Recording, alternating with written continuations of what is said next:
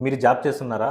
అయితే ఈ ఇన్ఫర్మేషన్ మీకోసమే. ఎవరైతే జాబ్ చేస్తున్నారో వాళ్ళు ఎవ్రీ ఇయర్ మీ ఎంప్లాయర్ అంటే మీ కంపెనీ వాళ్ళకి ఒకవేళ మీరేమైనా ఇన్‌కమ్ టాక్స్ రిలేటెడ్‌గా ఏమైనా డిడక్షన్స్ పెట్టుంటే దాని రిలేటెడ్ ప్రూఫ్స్ అయితే సబ్మిట్ చేయాలి. మోస్ట్‌లీ మీ కంపెనీస్ అన్నీ డిసెంబర్ ఎండ్‌కి మీ ఈ ఇయర్ ఉన్న డిడక్షన్స్ రిలేటెడ్ ప్రూఫ్స్ అన్నీ అయితే అడుగుతారు.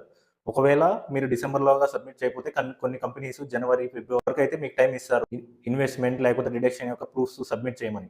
లైక్ ఎల్ఐసి ఇన్వెస్ట్‌మెంట్స్ కానీ, లేకపోతే house rent allowance, house rent proofs కానీ, లేకపోతే రెంట్ మీరు ఏమన్నా హోమ్ లోన్ తీసుకుంటే home loan related interest certificates కానీ, మెడికల్ ఇన్సూరెన్స్ సర్టిఫికేట్స్ ఇలాగా మీరు ఏవైతే డిడక్షన్స్ అన్ని క్లెయిమ్ చేసుకోవాలనుకుంటున్నారో వాటి రిలేటెడ్ డాక్యుమెంట్స్ అన్నీ మీ ఎంప్లాయర్‌కి అయితే సబ్మిట్ చేయాలి.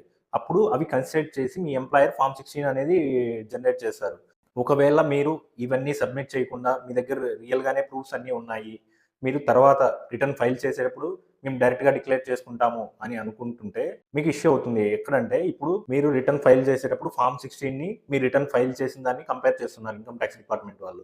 అక్కడ డిఫరెన్స్ ఏమొస్తుందో దానికి డైరెక్ట్‌గా మీకైతే నోటీస్ అయితే ఇచ్చేస్తున్నారు. దీనికి ప్రూఫ్స్ సబ్మిట్ చేయండి.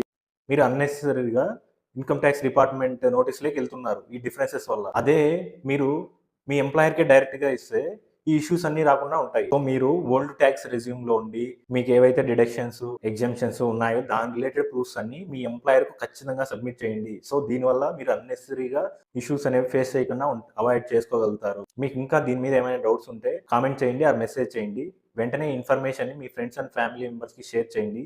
మరిన్ని ఇలాంటి అప్డేట్స్ కోసం నేను మీ సీఏ పేజ్‌ని ఫాలో అవ్వండి.